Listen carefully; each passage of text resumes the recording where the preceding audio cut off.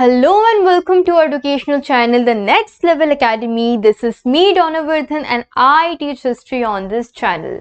So I have already started with a series named as BSSC, okay, where I am going to cover the GS portion. अगर आप अच्छा response दोगे इस video में, अगर आप कमेंट करोगे, लाइक करोगे, शेयर करोगे, सब्सक्राइब करोगे और एंगेजमेंट बढ़ाओगे तो डेफिनेटली और भी जीएस का जो पार्ट है, ज्योग्राफी वगैरह जो सब्जेक्ट्स है, उसमें भी वीडियोस लाया जाएगा. ठीक है. सो मैं ये वीडियो देखने से पहले आपको बता देना चाहती हूँ, अगर आपने पहले की वीडियोस नहीं देखे हैं, do check them out first, because chronological way में जाना इज वेरी इंपॉर्टेंट.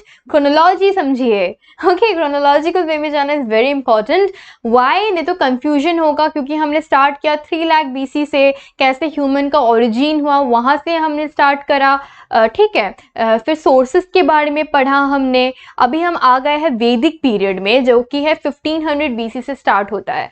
सो कहीं आपको कंफ्यूजन ना हो, इसलिए मैं आपको सजेस्ट कर रही हूँ इजी अंडरस्टैंडिंग के लिए कि आप पहले के वीडियोस भी देख लें. ओके, अगर आपको कोई कंफ्यूजन नहीं होता, you can continue with this video. So in this video we will be targeting 2 main topics, that is Vedic period. In Vedic period, there are 2 subtopics, early Vedic period and later Vedic period. Early वैदिक में जैसे ऋग्वेदा आ जाता है, letter वैदिक period में बाकी के 3 वेद्स आ जाते हैं. हम उसको बहुत डिस्क्रिप्टिव वे में पढ़ने वाले हैं. डोंट वरी, ओके, कि मैं बहुत जल्दी बोल रही हूँ, नहीं, काफ़ी डिटेल मैनर में आपको समझाऊंगी. And in Vedic literature, which is a very important topic. Why? Because questions often come from this topic. They will ask you about Atharvaved, and they'll ask you how many hymns were there in Rig Veda. Anything can be asked, okay. So जो MCQ based जो study होगा वही मैं आपको यहाँ पे in detail PDF में पढ़ाने वाली हूँ. सो आप PDF के जो पॉइंट्स है उसको जॉट डाउन कीजिए, नोट इट डाउन, ओके, जिससे रिविजन में आपका हेल्प हो. एंड बाकी का आप कोई भी बुक फॉलो करो, Lucent, Arihant, whatever you follow, that is not my concern. I will not promote any book here, but whatever you follow, along with that, make sure that you go through this revision notes, okay, which you are making while watching this video. So these notes are going to be very useful for you. Also, at the end of this video, I'm going to give you 10 important questions for revision purpose of जिससे आपको क्या होगा, ये video देखने के बाद आप revise कर लोगे कितना आपको समझ आया. ये क्वेश्चन देख के आपको समझ आएगा, ठीक है, कि आपका कंसंट्रेशन इस वीडियो में था या नहीं था, ये आपको खुद को पता चल जाएगा. आप कितने पानी में हो और कितने पानी में नहीं हो, खुद ही आपको पता चल जाएगा. Now let's start with the first topic, that is historical period. Now what is historical period? Historical period क्या चीज है? We learned about prehistoric period, then we learnt about protohistoric period. Now we are studying about the historical period. Now एक brief revision आपको दे देती हूँ, rewind दे देती हूँ, ठीक है, rewind कर लेते हैं. prehistoric period में सिर्फ written sources एकदम ही अवेलेबल नहीं थे. ओनली क्या अवेलेबल थे? Archaeological sources. There were no written sources available. कोई डॉक्यूमेंट्री नहीं है, कोई इंस्क्रिप्शन नहीं है, कुछ अवेलेबल नहीं है. जो है आर्कोलॉजिकल सोर्सेज. आर्कोलॉजिकल सोर्सेज भी क्या, कार्बन डेटिंग वगैरह करके आर्कोलॉजिस्ट, साइंटिस्ट, ये सब करके उन्हें पता चलता है कि पास्ट में पैलेलिथिक एज या स्टोन एज के टाइम में क्या क्या हुआ करता था. Then comes your proto historic period, that is the time of Indus valley civilisation. Now in Indus valley civilisation क्या होता है? आर्कोलॉजिकल सोर्सेज तो था ही, which is very important, otherwise हमें पता ही नहीं चलता बहुत सारी चीजें. Also there is written sources as well, but the main problem is what? written sources decipher नहीं किया गया था. decipher मतलब क्या? मतलब उसको क्रैक डाउन नहीं किया गया था. हम नहीं जानते कि उन्होंने बेसिकली लिखा क्या था. पता है कुछ लिखा है, बट क्या लिखा है पता नहीं. कुछ तो लिखा है, मछली बनाया, मेंढक बनाया, कुछ बनाया है, लेकिन क्या लिखा है, क्या मीन करते, कुछ नहीं पता. Then comes a historical period where both the types of sources are available. One is archaeological sources, another is literary sources. So written evidence, तो written records तो available है, उसको क्रॉस वेरीफाई करने के लिए आर्कियोलॉजिकल सोर्सेज का use किया जाता है. Why cross verify is necessary? As I already told you earlier, right. अगर नहीं पता है तो आगे के वीडियोस फिर से देखो, दैट मीन्स आपने नहीं समझा है अच्छे से. उसका ज़रूरत इसलिए है क्रॉस वेरीफाई करना क्योंकि जो पास्ट है, जो रिटन डॉक्यूमेंट है, वो मोल्ड किया जा सकता है। ऐसा भी हो सकता है कि मैंने कोई वॉर जीती ही ना हो, लेकिन मैंने अपने कोटेशन को बोला है कि लिख दो भाई कि मैंने जीता है। तो अभी जो हम पढ़ रहे हैं कि अच्छा डोना ने वॉर जीता है, जबकि हकीकत ऐसा है ही नहीं। बट इंस्क्रिप्शंस जो होते हैं, जो मॉन्यूमेंट्स जो होते हैं, आर्कियोलॉजिकल एविडेंस क्या होते हैं, वो झूठ नहीं बोलते। उसको आप कैसे चेंज करोगे? जो एक बार पत्थर में खोद दिया, उसको आप कैसे चेंज करोगे? That can't be changed.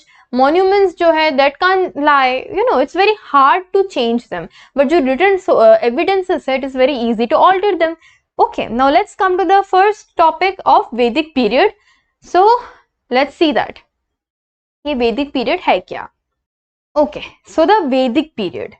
So Vedic period कैसे स्टार्ट हुआ, किसके आने से स्टार्ट हुआ, कहाँ से वो लोग आए और कितने में डिवाइडेड है, वो हम देखते हैं। ओके, सो वैदिक पीरियड कैसे स्टार्ट हुआ, किसके आने से स्टार्ट हुआ? It begin with the arrival of Aryans in India. Aryans जो है, जिसके क्या कहा जाता है, जो इंडस वैली सिविलाइजेशन किस लिए एंड हुआ? इंडस वैली सिविलाइजेशन एंड हुआ, उसके बाद वैदिक सिविलाइजेशन या वैदिक पीरियड स्टार्ट हुआ, right? So Indus valley civilisation खत्म या एंड होने का एक थ्योरी है कि आर्यंस आए और उन्होंने तबाही मचा दी, सबको मार डाला इंडस वैली सिविलाइजेशन का, इसके वजह से इंडस वैली सिविलाइजेशन का खात्मा हो गया। और भी थ्योरीज है जैसे डिफॉरेस्टेशन, फ्लडिंग, इरोशन, ये बहुत सारे रीजंस है, ठीक है? ये सब कुछ भी प्रूवन नहीं है, अलग अलग हिस्टोरियंस ने अलग अलग अपने थ्योरीज रखे हुए हैं। सो ये जो आर्यंस थे वो कहाँ से आए हैं? ये बेसिकली आपके आए हैं सेंट्रल एशिया से। सो दे, ये भी बिलीव किया जाता है, it is not proven, again I am telling you, so it is believe that they have migrated from central Asia. Central Asia से होकर वो आए, आके कहाँ बसे? हमारे सप्त सिंधु रीजन के पास वो बस गए, ठीक है? तो ये आए और खुद को उन्होंने क्लेम करा आर्यंस, ठीक है? वो खुद को आर्यंस बोलते थे। So now the Vedic period is divided into two phases, that is the early Vedic period and the later Vedic period. In the early Vedic period, Rig Veda was composed and the later Vedic period, बाकी का 3 Veda is composed. Now let's come and study about the early Vedic period. What is early Vedic period? Early Vedic period is comprised between 1500 BC to 1000 BC, almost around 500 years तक early वैदिक period चला। तो early वैदिक period को ऋग वैदिक period भी कहा जाता है। व्हाई? क्यों कहा जाता है ऋग वैदिक पीरियड? बिकॉज ऋग वेदा जो है हमारे वेद है, शास्त्र में वेद है, यू ऑल नो। जो वेद है, जो सबसे पुराना प्राचीन ओल्ड वेद है ऋग्वेदा, वो इस टाइम के ड्यूरिंग उसको कंपोज किया गया था, लिखा गया था, ठीक है? सो अर्ली वैदिक पीरियड जो 1500 BC to 1000 BC का टाइम पीरियड है, उसके टाइम पे ऋग्वेदा लिखा गया था। इसके वजह से अर्ली वैदिक पीरियड को क्या कहा जाता है? ऋग्वेदिक पीरियड भी कहा जाता है ना। Let's know about the geographical area. Geographical area देख रहे थे अर्ली वैदिक पीरियड का। सो अभी जो सोर्स है, हमें कैसे पता कि अर्ली वैदिक पीरियड में ये हुआ होगा, वो हुआ होगा? क्या सोर्स है हमारे पास?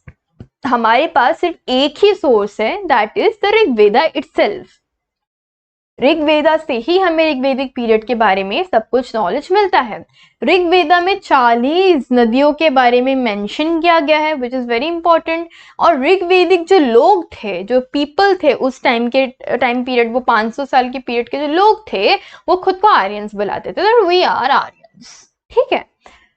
और जो नॉन आर्यंस थे, ठीक है, उनको दास या दास्यूस भी कहा जाता था, या वो खुद ही टर्म कर देते थे कि तू दास्यूस है, हम आर्यंस है, we are superior, they used to think themselves as superior.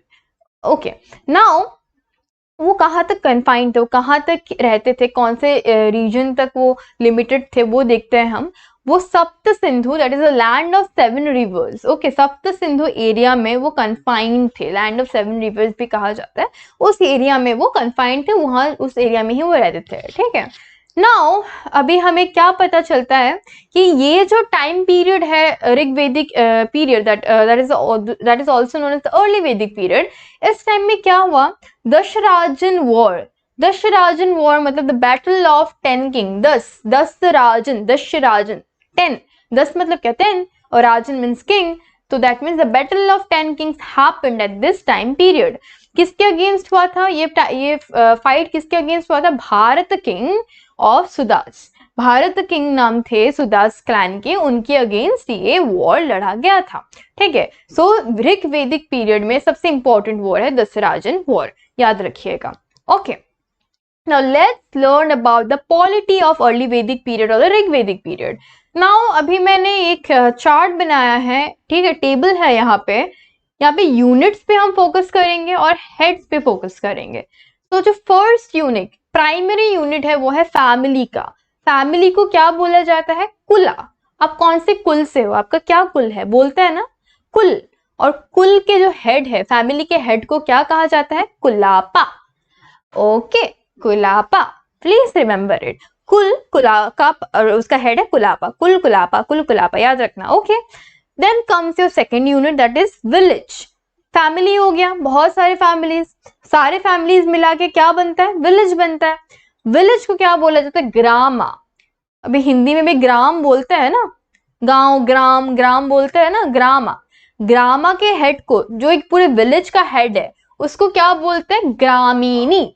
ग्रामा का हेड को क्या बोलते हैं? ग्रामीणी। फिर आता है क्लैन, विश। ओके, एक विश के हेड को क्या बोलते हैं?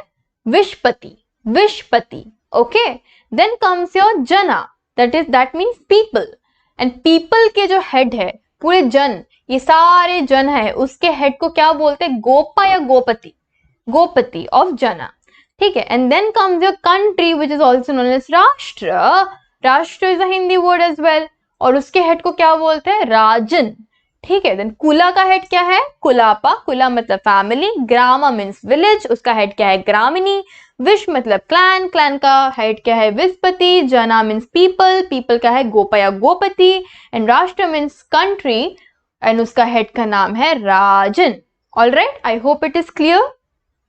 नाउ जो गवर्नमेंट था वो पेट्रियार्कल इन नेचर था, नॉट मेट्रियार्कल। पेट्रियार्कल में यू ऑल नो ना, हम आजकल बहुत सोसाइटी में चल रहा है bash patriarchy and all things, it's very trending in Twitter and all. तो पेट्रियार्की मतलब क्या है? मेरा अगर मेरा तो नहीं, फादर की तरफ से, मतलब मेरा अगर बच्चा होता है, लड़का होता है, लड़की होती है, तो लड़की रूल नहीं करेगी, लड़का रूल करेगा। फिर उसका लड़का रूल करेगा, फिर उसका लड़का रूल करेगा, फिर उसका लड़का रूल करेगा, like grandfather, then father, then son, then son son, ऐसे करके वो पूरा फैमिली ट्री के हिसाब से वैसे टाइप के पेट्रियार्कल वे में चलता है government. Okay, and monarchy was common. Monarchy भी होता था बिकॉज एक राजा होता था जो कंप्लीटली रूल करता था, but also it is seen that कहीं कहीं पे क्या होता था? Group of people act as a raja. Okay, कुछ 100 लोग ऐसे मिलके राजा की तरह रूल करते थे। और कहीं कहीं पे क्या देखा गया? Monarchy, single ruler was there who used to rule the complete जना। Okay, that is the complete राष्ट्र और the complete kingdom. Now non monarchical politics was also there, as I already told you. कुछ लोग मिलके भी rule क्या करते थे, राइट? नाउ ऋग वैदिक असेंबलीज, नाउ असेंबलीज भी होता था, क्योंकि अगर गवर्नमेंट है, मोनार्की है, तो असेंबलीज भी होना पड़ेगा। अभी हमारे यहाँ पे क्या क्या असेंबलीज है? लेजिस्लेटिव असेंबली है, और क्या असेंबली है? आप कमेंट डाउन करो, राइट? कैसे कैसे क्या असेंबलीज है, राइट? तो यहाँ पे भी कितने कितने क्या असेंबलीज है हम देखते हैं। बेसिकली 4 असेंबलीज है, एक है सभा, फिर समिति, फिर विधात एंड गणा। सभा is the committee of privilege and importance including ब्राह्मणा। नाउ सभा जो है सिर्फ इंपॉर्टेंट लोग, हाई क्लास लोग, रिच लोग, ब्राह्मण लोग से वही अटेंड कर सकते हैं। समिति में क्या है? कॉमन पीपल, आपके मेरे जैसे कॉमन लोग, पीजन्स, फार्मर्स, आर्टिसंस, सारे सब मिलके, पॉटरी मेकर, सब मिलके क्या करते थे? इसमें वो आ सकते थे। विद गणा भी आपके कुछ असेंबलीज है। Then comes the society. Now as government polity was patriarchal in nature, society was also patriarchal in nature. Okay, यहाँ पे भी patriarchy था। Caste consciousness was not developed. Caste, आप कौन से कास्ट से हो, मैं इस कास्ट से हूँ, मैं लोअर कास्ट, आप अपर कास्ट, ये सब नहीं था अर्ली वैदिक पीरियड में। ऑल राइट, सोसाइटी बेसिकली 4 वर्ण में डिवाइडेड था। 4 वर्ण मतलब 4 सेक्ट्स में डिवाइडेड था, दैट इज ब्राह्मण, क्षत्रिय, वैश्य एंड शूद्रा। ब्राह्मणास का क्या काम था? Basically they were teachers and priest, मतलब पंडित। टीचिंग करते थे, पढ़ाते थे और पूजा पाठ करते थे. Then Kshatriyas were rulers and administrators. They were responsible for protecting the people, for ruling the country and administrating the state. Okay, then comes the Vaishyas. Vaishyas are farmers, merchants and bankers. Basically जो business करते थे, trading करते थे, farming करते थे, banking का काम करते थे, तो उनको क्या कहा जाता था? Vaishyas. Now this Marwari people comes under the category of Vaishyas because they are mostly engaged in business all things, right? Yes. Now then comes Shudras. Shudras क्या थे? Artisans and laborers, छोटे मोटे peasants जो labouring का काम करते थे उनको शूद्रास कहा जाता था. नाउ ये जो वोकेशंस थे, ये जो कैटेगरी थे, ये कैसे कैटेगराइज किया जाता था? तुम शूद्रा, तुम क्षत्रिय, तुम ये कैसे कैटेगराइज किया जाता था? ये कैटेगराइज किया जाता था पीपल के, एक इंसान के लाइकिंग और उसके एबिलिटी के थ्रू. ओके, अगर मेरा एबिलिटी है पढ़ाने का और मुझे पूजा पाठ आता है तो I will be considered as Brahmana. अगर आप वॉरफेयर में अच्छे हो, एडमिनिस्ट्रेशन में अच्छे हो तो आप क्षत्रिय. ओके, ऐसे होता था. लेकिन बाद में क्या हुआ? वो हेरिडिटी बन गया. ओके, मतलब हेरिडिटरी बन गया. हेरिडिटरी मतलब क्या होता है? अभी तो पहले इस अर्ली वैदिक पीरियड में क्या होता था? आपका जो ऑक्यूपेशन है उस हिसाब से ही आप एक कैटेगरी में कास्ट हो गए. मेरा बेटा अगर फार्मिंग में अच्छा है, ट्रेडिंग में अच्छा है, तो वो क्या कहलाएगा? वैश्य कहलाएगा. जबकि मैं अगर पढ़ाने में अच्छी हूँ, पूजा पाठ में अच्छी हूँ, तो मैं ब्राह्मण ना. वेरस मेरा जो पति होगा वो अगर रूलिंग में अच्छा है, वॉरफेयर में अच्छा है, तो वो क्षत्रिय कहा जाएगा. तो एक ही फैमिली में 3 सेक्ट होता था, 3 वर्ण हो सकता था उस टाइम पीरियड में. लेकिन ग्रेजुअली जैसे लेटर वैदिक पीरियड आया, क्या हुआ? वो हेरिडिटरी नेचर में हो गया. मतलब अगर मैं शूद्र तो मेरा बच्चा भी शूद्र हुआ. नो मैटर वो कितना ही अच्छा हो वॉरफेयर में, नो मैटर वो कितना ही अच्छा हो पढ़ाने में, वो शूद्रा ही पैदा होगा, वो शूद्रा ही कहलाया जाएगा, शूद्र ही कहा जाएगा. ठीक है, तो ऐसा बाद में हो जाता है. सो क्या होता है? अभी वुमेन जो थे सोसाइटी में उनको काफी रिस्पेक्ट दिया जाता था, काफी इज्जत दिया जाता था. अर्ली वैदिक पीरियड में पूजा जाता था. विडोज जो है, जो विधवा है, वो भी अपने पति के जो छोटे भाई है उनसे फिर से शादी रीमैरिज कर सकते थे, जिसको क्या कहा जाता है? नियोगा. नियोगा भी टर्म किया गया है उस जो शादी को, रीमैरिज ऑफ विडो है उसको नियोगा टर्म किया गया है ऋग्वेदा में. Okay, also there was no evidence of child marriage. There was no evidence of child marriage. ये कुछ भी नहीं था, प्लस सती प्रथा वगैरह कुछ नहीं था. It was a very very good society in the early Vedic period. Then let's come to the religion. Now religion जो था अर्ली वैदिक पीरियड का, वो काफी नेचुरलिस्टिक था. नेचुरलिस्टिक मतलब जैसे हमें जूलैट्री के बारे में पढ़ा है इन इंडस वैली सिविलाइजेशन की, वो एनिमल्स एंड प्लांट्स को पूजते हैं. सेम वे में ये भी एनिमल, प्लांट्स, नदी, पहाड़, सूरज, चंद्रमा सबको पूछते थे. ओके, तब प्रेयर्स में क्या क्या इन्वॉल्व करते थे वो लोग? प्रेयर में वो रिसाइट करते थे मंत्रा. मंत्रा मतलब यू नो ना, prayers and holy words and performance of sacrifice. Sacrifice में वो कभी कभी घी, दूध, इवन एट टाइम्स एनिमल्स भी सैक्रिफाइस करते हैं, जिसके खिलाफ तो मैं हूँ ही. I don't like animal cruelty. So ये भी सैक्रिफाइस, एनिमल सैक्रिफाइस भी परफॉर्म किया जाता था. तो इंपॉर्टेंट डिटीज कौन कौन थे, इंपॉर्टेंट गॉड्स कौन कौन थे वो देखते हैं हम. इंद्र, वरुण, अग्नि एंड सोमा. सोमा वो गॉड थे ना जिनसे सोमरस द अमृत वो आपका प्रोड्यूस किया, जो बना सोमरस. ओके, सोमा भगवान से. Then Indra you know, Varun you know, Agni you know, like Indra. So you please comment down Agni किसके भगवान थे, वरुण किसके भगवान थे, इंद्र किसके भगवान थे. आई जस्ट होप इतना बेसिक नॉलेज आता होगा तो I'll give you a heart in comment section. Now let's come to the economy of early Vedic period or the Rig Vedic period. So agriculture was the basic economy of Rig Vedic period. So cattle rearing, trade and commerce were also there, but agriculture was basic thing. Okay, cattle rearing, वो cattle farming वगैरह भी करते थे, cattle rearing husbandry वगैरह भी करते थे. Trade and commerce was also prevalent there. Okay, ये सब इकोनॉमिक एक्टिविटी में था. So very little trade was seen though. Mainly क्या था आपका, एग्रीकल्चर पे ही फोकस था. सो अगर क्वेश्चन आया what is the basis of economy in early वैदिक period, you choose agriculture and cattle rearing and animal husbandry, anything. Okay, but not trade and commerce. Trade and commerce was very little as compared to the agriculture. Now the practice of exchange of goods were in trend. जैसे Indus valley civilisation में होता था barter system, यहाँ पे भी barter system होता था, barter economy. मैं तुम्हें ये दूंगी, तुम मुझे वो दे दो, ऐसा बार्टर सिस्टम होता था. कैश या कॉइन्स का कुछ सच इतना मतलब देखा नहीं गया था, इतना पॉपुलर नहीं था. नाउ ग्रेन्स जो थे, जो अनाज था, उसको क्या कहा जाता था, यवा या धन्या. धन्या ना धनिया, धन्या. ओके, धन्या या यवा, यवा या धनिया. Please note it down. Okay, MCQs में बहुत प्रेवलेंट हो सकता है, इट माइट कम.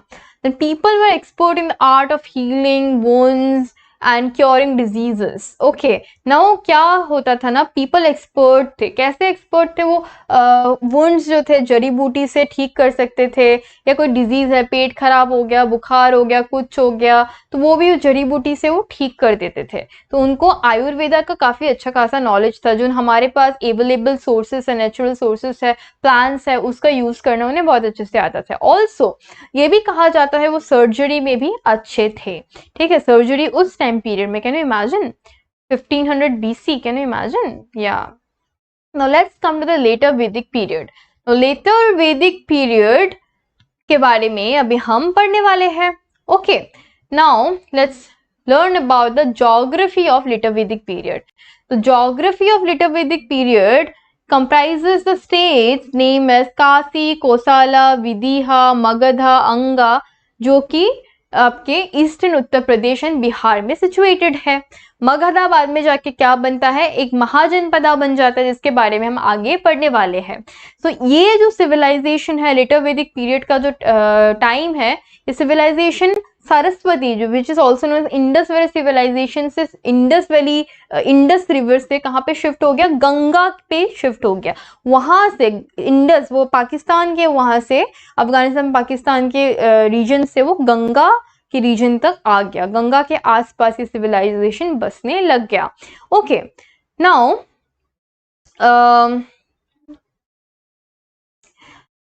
जो सतापथा ब्राह्मणा थे उनको कहा गया है, यही जो लोग हैं वो ईस्ट के टुवर्ड्स ये वैदिक पीरियड या कल्चर सिविलाइजेशन को एक्सपेंड किया था. तो जो सतापथा ब्राह्मणा थे, they were responsible for expansion of people towards the east. Okay, now emergence of Janapada. तो महाजनपदा तो मगधा है, लेकिन उससे पहले क्या हुआ, छोटे छोटे जनपदास का भी स्टार्ट होना, जन्म लेना स्टार्ट हो गया, इमरजेंस होना स्टार्ट हो गया. क्या क्या है, Kuru, Panchala, Kashi, right, this were Janapadas. Now let's see the polity. The kingship was being given the status of divine origin. जो राजा थे उसको भगवान का दर्जा गया है, अहम ब्रह्मास्मि का दर्जा, कि अहम तो मतलब मैं भगवान, और उसमें क्या दिया है कि तुम भगवान. I don't know the Sanskrit word, I am so sorry for it. So भगवान, राजा को भगवान का दर्जा दिया गया था. Okay, the king was responsible, the king was given the status of divine origin. So king was responsible for his people's well-being and progress. क्योंकि उसको एक भगवान का दर्जा दिया गया था, अभी किंग की रिस्पॉन्सिबिलिटी है कि जो उसके प्रजा थे, जो उसके लोग थे, उसका वेलबींग, उसका अच्छा बुरा वो देखे और उन्नति का वो देखे. ठीक है, वो किंग की रिस्पॉन्सिबिलिटी हो जाती है. ऑल्सो ये जो पीरियड था, प्रोविंशियल गवर्नमेंट का भी उन्होंने बिगिनिंग देखा. ये पीरियड ने एक प्रोविंशियल गवर्नमेंट का बिगिनिंग देखा. प्रोविंशियल गवर्नमेंट मतलब क्या होता है, see there is a head. Okay, जैसे आपका हो जाता है central government. Let's see central government. Central government, उसके अंडर क्या आता है आपका, state government, right, state government आते हैं. स्टेट गवर्नमेंट के अंदर आपके आ जाते हैं डिस्ट्रिक्ट, पंचायत सिस्टम वगैरह वगैरह. मतलब एक हेड, उसके सब हेड्स, फिर उसके सब हेड्स, फिर उसके सब हेड्स, राइट। तो ऐसे करके प्रोविंशियल गवर्नमेंट भी देखा गया है कि एक जगह में कैपिटल है और कुछ कुछ प्रोविंशियल कैपिटल भी दिया गया है, जैसे मगध, तक्षशिला, उज्जैन, ये सब क्या थे, तक्षशिला उज्जैन प्रोविंशियल कैपिटल थे। ओके, उसके बारे में हम आगे जब हम मगध एम्पायर के बारे में पढ़ेंगे उसमें हम इन डिटेल्स में पढ़ने वाले। So I hope provincial government is clear.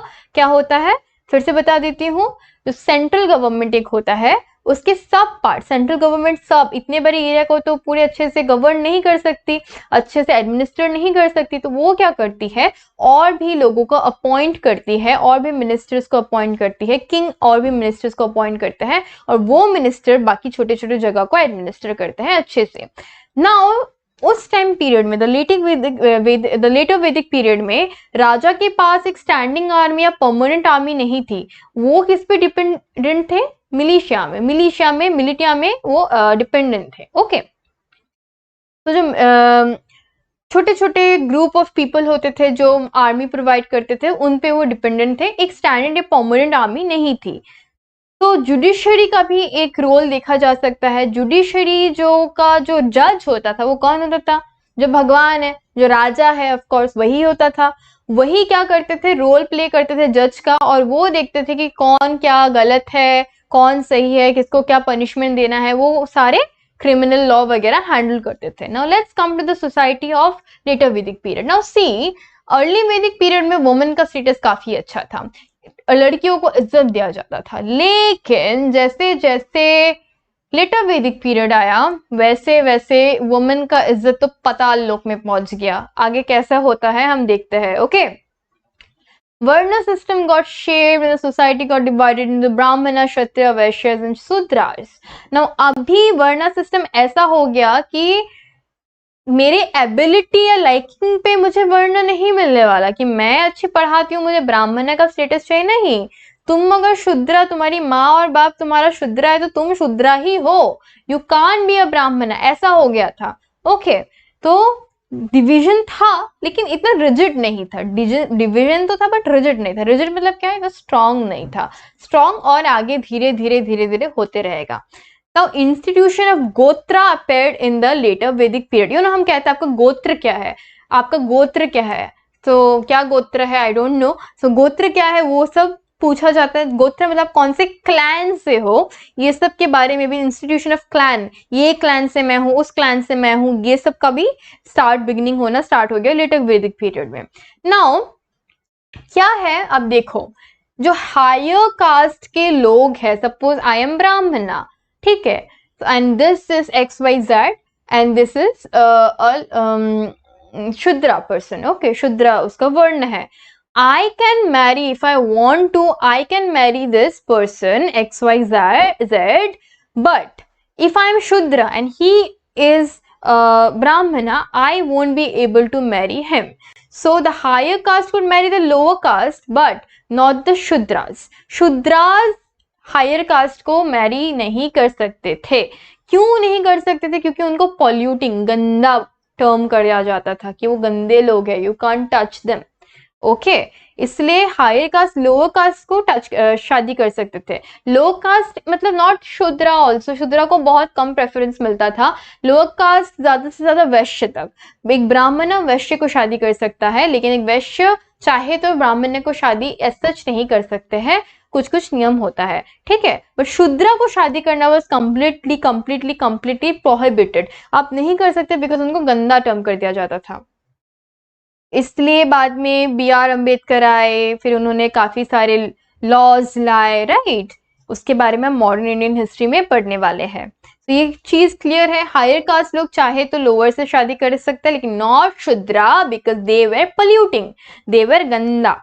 Okay, तो status of women also decline, जो स्टेटस थे वुमेन का वो भी घट गया। मैंने बोला पाताल लोक में पहुंच गया, वो भी घट गया। क्यों घटा, क्योंकि according to Aitareya Brahmana, I hope I am pronouncing it right, see pronunciation can be different. Okay, आप कुछ अलग प्रोनाउंस कर सकते हो and I can pronounce it differently, that doesn't mean we both are wrong, no, बस स्पेलिंग राइट करना, spelling is important. So Aitareya Brahmana में क्या कहा गया है, जो डॉटर है, अगर घर में आपकी बेटी पैदा हुई है वो दुख का साधन है, दुख लेके आती है, और जो बेटा हुआ तो वो प्रोटेक्ट करेगा आपके फैमिली को। सो ऐसा तो इनका मतलब ऐसे ऐसे ब्राह्मणा में ऐसा ऐसा बकवास लिख के रखा था, तो आप सोच सकते हो वुमेन का जो स्टेटस था वो कितना घट गया था, right. According to Maitrayani Samhita there are 3 evils, okay. Maitrayani Samhita there are 3 evils, 3 evils का नाम लिया गया है, that is liquor, women and dice. Liquor मतलब दारू, मतलब 3 चीजें बुरी है इस संहिता के अकॉर्डिंग, मर्यायणी संहिता के अकॉर्डिंग 3 चीजें बुरी होती है, इविल मतलब भयानक होती है। एक है दारू, एक है औरत और एक है जुआ, मतलब ऐसा ऐसा चीजें लिख के रखा हुआ है, ठीक है। तो this 2 things you please remember. एक है ऐतरेय ब्राह्मणा जहाँ पे डॉटर को एक मिजरी का सोर्स बताया गया है, मिजरी दुख लेके आती है, और सन तो प्रोटेक्ट करेगा। एंड अकॉर्डिंग टू मर्यायणी संहिता क्या 3 चीजें बुरी कहा गई है, कहा गया है इविल कहा गया है वुमेन को, लिकर को और डाइस को, जुआ, दारू, औरत, ओके। 2, क्या सोसाइटी में monogamy was very ideal, ideal माना जाता था उसको, डील नहीं ideal, okay, there will be an I here, ideal माना जाता था मोनोगमी। मोनोगमी मतलब एक हस्बैंड, एक आदमी का एक ही वाइफ। लेकिन पॉलीगमी भी बहुत ज्यादा फ्रिक्वेंट था। पॉलीगमी मतलब एक हस्बैंड और पता नहीं कितने वाइफ, तो काफी सारे wife, more than 1 wife basically wife होते थे, ओके। पॉलीगमी, दो मोनोगमी को एक माना जाता है कि ये बेस्ट है, लेकिन पॉलीगमी तो मतलब फैला हुआ था, ठीक है। So there were 4 ashramas or stages of life in later Vedic period. So later Vedic period में 4 stages of life introduce किया गया, that is Brahmacharya, Grihastha, Vanaprastha and Sannyasa, ठीक है। तो ये 4 जो स्टेजेस थे आश्रम, इसको क्यों फॉलो किया जाता था, पुरुषार्थ पाने के लिए, धर्म अर्थ कामा मोक्ष, ओके, मोक्ष पाने के लिए। मोक्ष मतलब detachment from this world and directly going to God, ये cycle of birth and death के से मुक्ति पा जाना, ठीक है। ये पाने के लिए ये ब्रह्मचर्य, गृहस्थान, वनप्रस्था एंड संन्यासा फॉलो किया जाता था। Alright, now let's see type of Hindu marriages, okay. क्या क्या टाइप के हिंदू मैरिजेस है वो हम फटाफट देख लेते हैं, because any question can come. So there first is Brahma विवाह, ओके। ब्रह्मा विवाह मतलब क्या होता है, now basically there are lot many types of marriages, so फटाफट देख लेते हैं। ब्रह्मा विवाह मतलब क्या होता है, giving the girl to a man with dowry. So dowry मतलब अभी ब्रह्म विवाह में किसी के साथ तुम्हारी शादी हो रही है, वो गर्ल, और तुम्हारे पेरेंट्स उसको डाउरी दे रहे, कैश दे रहे, गिफ्ट दे रहे, तो उसको क्या कहा जाता है, ब्रह्म विवाह। दैव विवाह मतलब the girl giving the girl to the priest himself in instead of his fees, okay. So Deva विवाह मतलब क्या कहा जाता है, giving the girl to the priest himself in the instead of his fees. अगर कुछ प्रीस्ट परफॉर्म कर रहे हैं तो उसके फीस के बदले में आप क्या दे रहे हो, इन ल्यूड ऑफ हिज फीस, मतलब आप उसके अपने बेटी को ही दान दे रहे हो और शादी करवा दे रहे हो। देन कम्स देयर अर्श विवाह। अर्श विवाह मतलब giving the girl to a man after accepting a bride price, मतलब इसमें उल्टा ही है दैव विवाह का।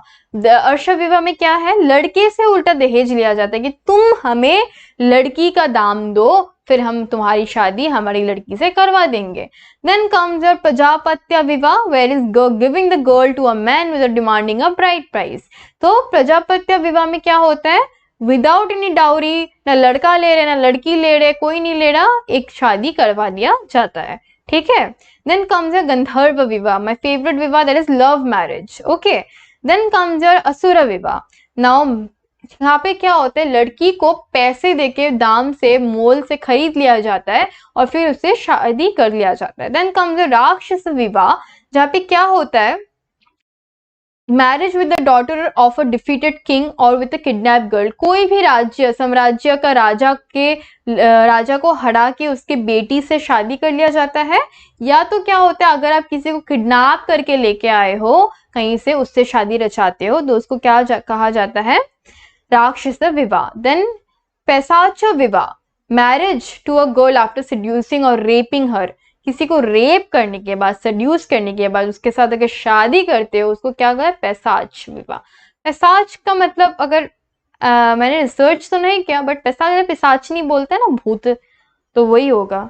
अनुलोम विवाह, इसमें क्या होता है, marriage of a groom of upper caste to a bride of a lower caste, अगर जो दुल्हा है वो अपर कास्ट से है जैसे ब्राह्मणा, तो वो अगर वैश्य से शादी कर रहा है तो उसको क्या बोलेंगे, अनुलोम विवाह। एंड प्रतिलोम विवाह में उल्टा होता है, ताकि दुल्हा अपर कास्ट से है, ब्राह्मण कैटेगरी से है, कास्ट से है, और वहां पे क्या होता है, वो लोअर कास्ट दूल्हा से शादी कर रही है, ठीक है।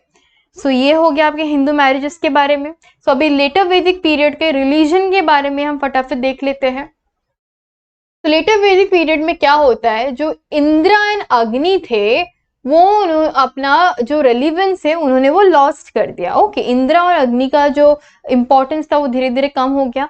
प्रजापति, ओके, क्रिएटर और Vishnu preserver become important gods. Prajapati and Vishnu का अभी इमर्जेंस हुआ, ये न्यू गॉड्स थे, उनका इंपॉर्टेंस ज्यादा था। Priestly class became important, that is the Brahmana became very very very very important. Okay, उनको ज्यादा इंपॉर्टेंस देने लग गए सब कोई।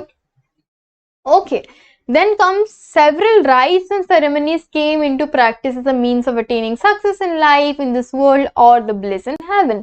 अभी क्या हुआ, प्रीस्ट जैसे ब्राह्मणा आ गए बहुत इंपॉर्टेंट क्लास में, खुद को इंपॉर्टेंट घोषित कर लिया है उस क्लास ने, तो क्या हुआ, उन लोगों ने काफी सारी चीजें बताई नॉर्मल लोगों को कि काफी सारे राइट्स और रिचुअल्स, काफी सारे नियम नीति करने होंगे, जिससे क्या होगा, आपको इस जीवन में सक्सेस मिलेगा और आपको हेवन में भी सुख मिलेगा, ठीक है। इसके लिए अब क्या करते हैं, बहुत सारे यज्ञ, सेरेमनीज, फंक्शंस वो करने लग गए अर्ली वैदिक के लोग। तो now let's see the economy. Okay, तो पहले क्या था इन अर्ली वैदिक पीरियड, जो कैटल्स थे वो काफ़ी ज़्यादा वैल्यूएबल थे वहाँ के लोगों के लिए, उस पीरियड के लोगों के लिए, ठीक है। वो अपने काउस को, गोट्स को, शीप्स को काफ़ी ज़्यादा वैल्यू करते थे, वो उनके लिए इकोनॉमी था, एसेट था। बट जैसे जैसे लेटर वैदिक पीरियड आया, land became more valuable then kettles और काउस। लैंड जो है वो इंपॉर्टेंट होने लगा, वो इंपॉर्टेंट एसेट की तरह देखा गया। एग्रीकल्चर रिप्लेस हो गया किससे, रेयरिंग ऑफ कैटल से, ठीक है, चढ़ाने लग गए, गाय चढ़ाना एंड ऑल, ठीक है, तो इससे रिप्लेस हो गया एग्रीकल्चर। इनिशियली ट्रेड क्या होता था, स्टार्टिंग में लेटर वैदिक पीरियड में ट्रेड बार्टर सिस्टम से होता था। बार्टर सिस्टम मतलब जैसे मैंने आपको समझाया है, आप ये दो मैं ये दूंगी, मतलब एक दूसरे से कुछ चीज़ें एक्सचेंज करके। लेकिन बाद में क्या हुआ, कॉइन्स का निर्माण किया गया, कॉइन्स का प्रोड्यूस किया गया, कॉइन्स जिसको यूज में लाया गया, और इसको क्या बोलते थे, निष्क, ठीक है, उसको निष्क बोला जाता था। तो जो कॉइन यूज करते थे उसको क्या बोलते थे, निष्क। So the term bali was used for voluntary gifts to chief. सो क्या हुआ, the term bali was use for voluntary gift to chief. जो बाली था, एक वर्ड है, एक टर्म है bali, not bali doesn't means the Bali जो हम घूमने जाते हैं, नॉट दैट बाली। बाली एक टर्म है जो क्या होता था, चीफ होते थे, जो राजा चीफ मेन होते थे ना, उसको गिफ्ट्स देने के लिए वो टर्म यूज करते थे। लेकिन मुझे इच्छा हुआ राजा को गिफ्ट देने के लिए, चीफ को गिफ्ट देने के लिए, तो मैं क्या कर रही हूँ, वॉलंटरी दे रही हूँ, तो उस गिफ्ट को क्या बोलते थे, बाली बोलते थे। बट बाद में क्या हुआ, एक रेगुलर टैक्स का एक लॉ पास कर दिया गया, ठीक है, कि रेगुलर टैक्स सबको देना पड़ेगा। Tax can be in the form of cash और क्रॉप, लाइक कॉइन्स भी चलेगा, बेसिकली क्रॉप्स की तरह से, कैटल्स, कुछ सर्विसेज ऐसे ही चलते थे। ओके, एक रेगुलर टैक्स दिया गया, जिसमें क्यों लिया जाता था, क्योंकि उनको मेंटेन करना होता था पॉलिटिकल और एडमिनिस्ट्रेटिव स्ट्रक्चर। ये पॉलिटिकल और एडमिनिस्ट्रेटिव स्ट्रक्चर को, एडमिनिस्ट्रेशन को अच्छे से चलाने के लिए रेगुलर टैक्स दिया जाता था। Now let's come to the Vedic literature. Now Vedic literature is also is a part of Vedic period only. Okay, the term Veda, what is the meaning of Veda? Veda मतलब होता है तो नो, जानना, ठीक है। तो वेदा का मतलब ये होता है। सो ये जो टेक्स्ट है, जो वैदिक लिटरेचर के जो टेक्स्ट है वो श्रुति और स्मृति में डिवाइडेड है। श्रुति मतलब क्या होता है, जो हम सुनते हैं based on our hearing, and स्मृति मतलब based on our memory. So Vedas basically divided into samhitas. कुछ कुछ samhitas में divided है। क्या क्या samhitas? Shruti, Smriti and samhiti. तो श्रुति में क्या क्या आता है? ब्राह्मणास, अरण्यकास एंड उपनिषद्स। स्मृति में महाकाव्यास, दर्शनास, वेदांगास, उपवेदास। स्मृति में Rigveda, Atharvaveda, Samaveda and Yajurveda. Okay, now let's see the Vedas, which are of 4 types. The first Veda is Rig Veda. तो ऋग वेदा क्या है? I already told you in right, I already told you थोड़ी देर पहले that it is the oldest religious text in the world. Rig वेदा सबसे oldest religious text भी कहा जाता है, माना जाता है इसको. So it is a collection of hymns. Collection of hymns मतलब holy and lines. Okay, hymns मतलब क्या बताऊं, sentences, holy sentences. Okay. Compose around 1700 BC. इसमें कितने हाइम्स है? 1028 हाइम्स है और 10 मंडलास में डिवाइडेड है ये 1028 हाइम्स. सो ये जो हाइम्स जो थे, ये जो पोइम्स टाइप की जो चीजें थे ऋग्वेदा में, इसको जो रिसाइट करते थे उस जो प्रीस्ट, जो पंडित थे, उसको क्या कहा जाता था? उनको होत्री बुलाया जाता था. ओके, उनको होत्री बुलाया जाता था, उनको होत्री बुलाया जाता था. Now next comes your next comes your samaveda. samaveda कहाँ से आता है? samaveda आता है वर्ड समन से. ओके, समन वर्ड से इसका ओरिजिनेट होता है. इसका मतलब क्या होता है? what it means? melodies. melodies मतलब not that chocolate but धुन. ओके, धुन. it's a collection of melodies. samaveda is a pure collection of melodies. Okay, it's a pure collection of melodies. Let me shift it थोड़ा सा. अरे ये क्या हो गया? Yes, it's a pure collection of melodies. Now, the hymn of Samaveda were recited by a priest named as उद्गात्री. जो priest थे समवेदा के, उनको क्या कहा जाता था? उद्गात्री. उन जो प्रीस्ट समवेदा रिसाइट करते थे उनको कहा जाता था उद्गात्री. एक रागा भी इसमें कंटेन होता है जिसका नाम है द्रौपद रागा. रागा बेसिकली जो सिंगिंग में यूज करते हैं, ये राग वो राग. आई don't no much about ragas, but एक द्रौपद रागा नाम का समवेदा में एग्जिस्ट करते थे. ठीक है, समवेदा अब क्लियर है अभी, आई होप. तो समवेदा में क्या क्या डराइव होता है? ये डराइव होता है एक रूट वर्ड से, दैट मीन्स समन. ओके, जिसका मतलब है मेलोडीज, धुन. It's a collection of melodies, पूरा कलेक्शन है धुन का. और ये जो रिसाइट करते थे उसको क्या कहा जाता है? उन प्रिस्ट का नाम है Udgatri. Then comes your Yajurveda.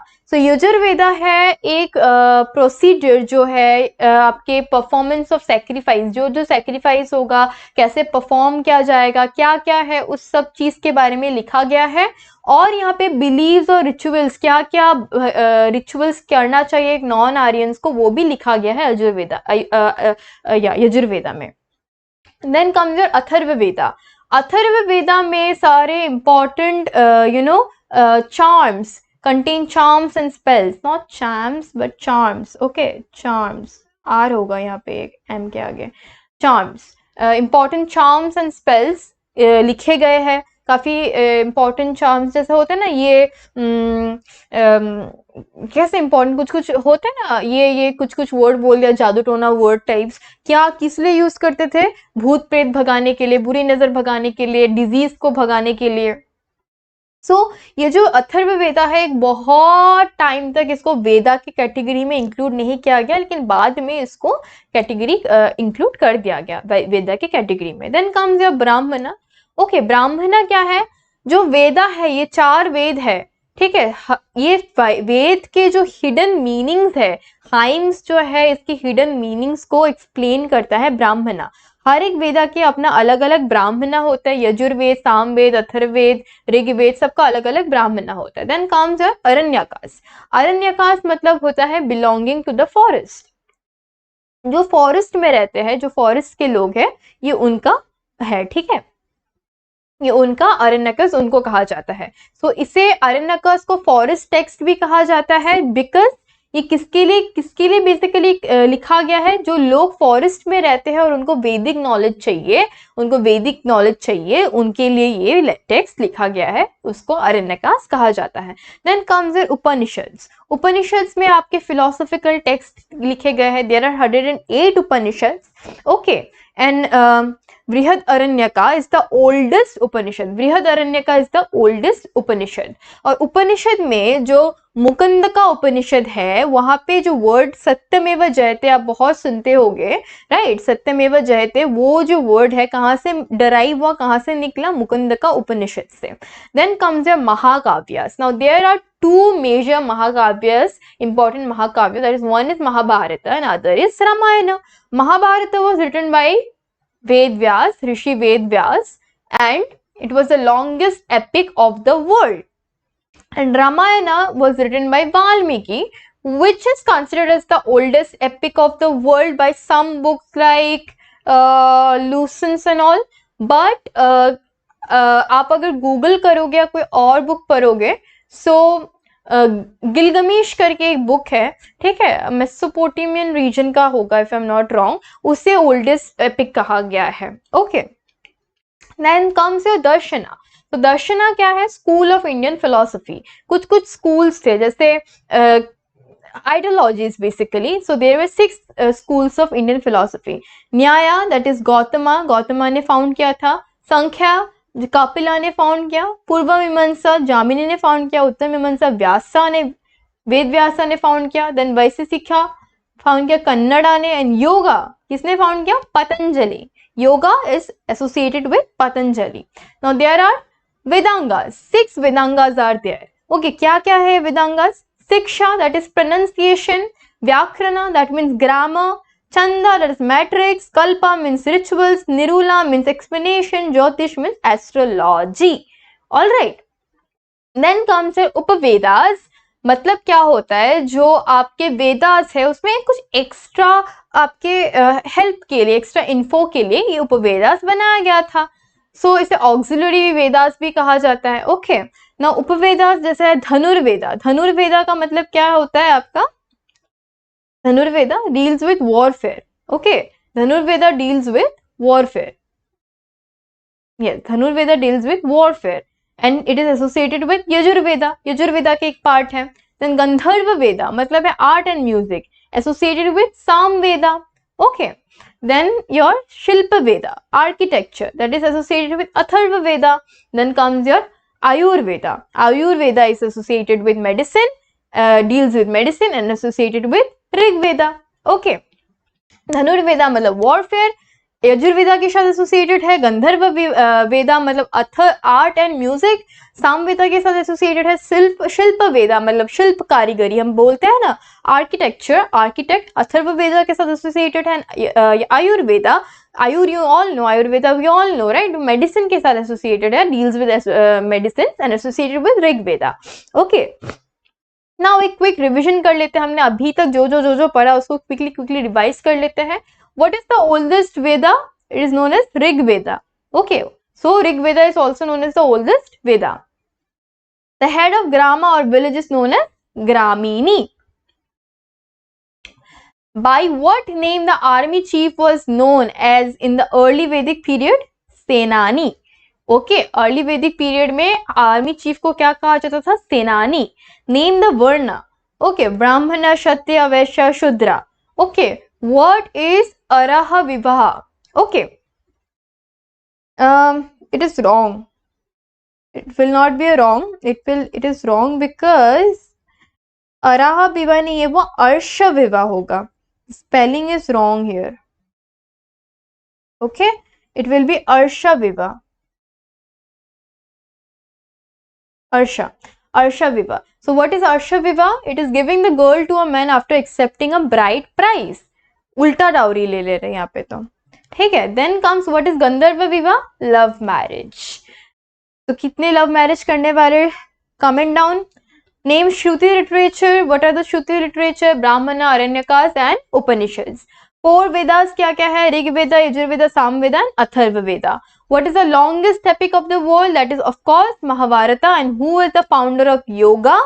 Patanjali. I hope it is clear. अगर आपने यहाँ तक वीडियो देखा है then please consider giving me a like and comment down below whatever your doubts are, or if you want to give any kind of feedback. Subscribe this channel and press the bell icon so that you don't miss out on any video which we post, and also share this with your friends because it is useful and sharing is caring. So thank you for watching. So God bless you. Bye.